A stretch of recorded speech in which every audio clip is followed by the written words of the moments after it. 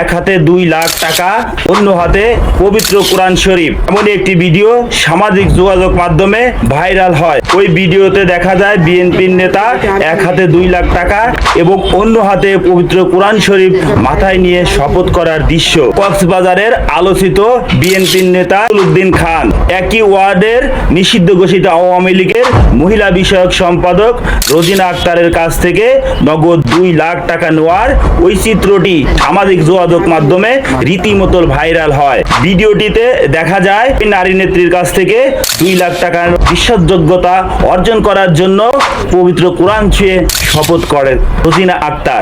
তার বিরুদ্ধে মানব পাচার সহ নানা অপকর্মর হাত থেকে বাঁচানোর জন্য বিএনপির ওই নেতাকে টাকা দেন বলে দাবি করেন। আর এর বিশ্বাস অর্জনের জন্যই ওই নেতা পবিত্র কোরআন ছুঁয়ে শপথ করেন। বিএনপি একটি বড় রাজনৈতিক দল, তারা যদি এমন কার্যকলাপে সামিল হয় তাহলে তো অবশ্যই জনগণের কাছে প্রশ্নের সম্মুখীন হতে হবে। অনেকেই বলছে এভাবে চলতে থাকলে গ্রহণযোগ্যতা মানুষের কাছে কতটুকুই বা থাকবে। দর্শক, প্রশ্ন রইল আপনাদের কাছে।